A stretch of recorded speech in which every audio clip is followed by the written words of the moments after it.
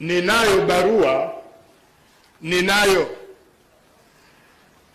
Sasa msipate tabu, ninayo. Sasa nina hiari ya kukupa ama kukunyima. Ninayo barua ya mwenyekiti wa taifa wa chama cha siasa, anamwandikia askofu mkuu wa jimbo la Dar es Salaam. Barua, mwenyekiti wa taifa wa chama cha siasa anamwandikia barua askofu mkuu wa jimbo la Mwanza.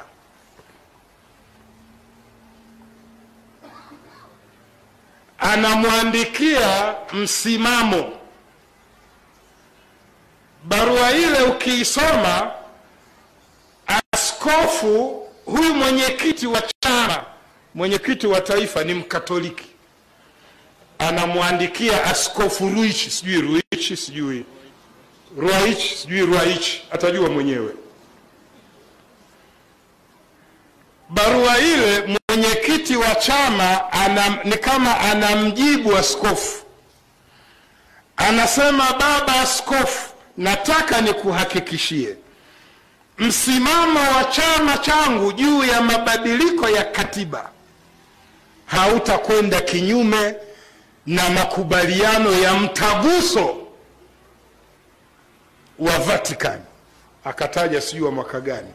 Chama changu kitahakikisha hilo, mabadiliko ya katiba hayatofautiani na mtaguso wa Vatican. Mwenyekiti wa chama anamwambia askofu wake, mwenyekiti wa chama hajaacha dini yake. Ndani ya chama yuko na dini yake, ndani ya chama yuko na askofu wake, ndani ya chama chake yuko na mtaguso wa Vatican.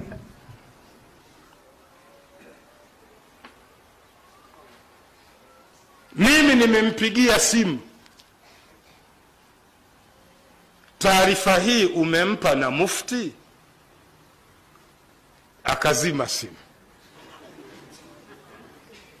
Nikampigia tena, akapokea. Bwana, kuna barua umeandika kwa Ruichi. Ruichi ni kiongozi wa dini na hiki ni chama chetu cha siasa. Waislamu nao wamo kwenye hicho chama, wamo. Chama chako kinatekeleza mtaguso wa Vatican. Waislamu wa ndani ya chama wanalijua hili ndani ya chama chako, kwamba msimamo wa chama ni msimamo wa mtaguso wa Vatican. Lakini na mufti naye umempa taarifa, manake mufti naye ana wanachama, ana vijana wake ndani ya chama.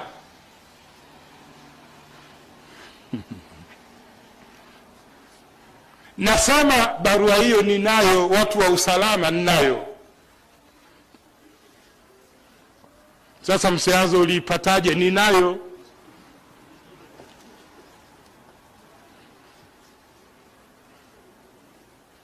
Si mnanielewa vizuri eh? Mwenyekiti wa chama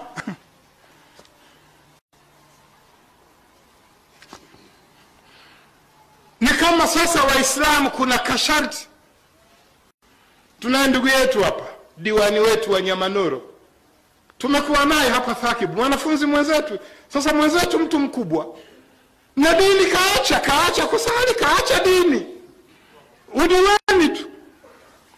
Watoto wanavuliwa hijabu mashuleni, unaenda kwa kifua chote Muislamu mwenzako, Uislamu umedhulumiwa, halafu unamwendea, sio akupendelee, sheria watoto yani unampelekea swala ambalo liko kwenye sheria. Kwanza liko kwenye sheria, halafu yeye ni Muislamu, halafu ni mwenzako, mko naye, subutu, unampelekea kiama.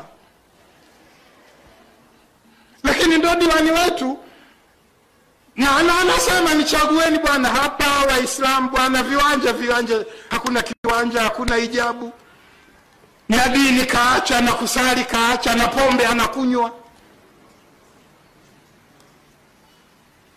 kaacha dini. Sasa mpaka 15 ndo atarudi tena kwetu, jamani mimi mwenzenu. Na akisema mwenzetu, vijana mtaendesha pikipiki, people's power, tunamsindikiza diwani, na nyinyi mmesahau dini, na yeye kasahau dini.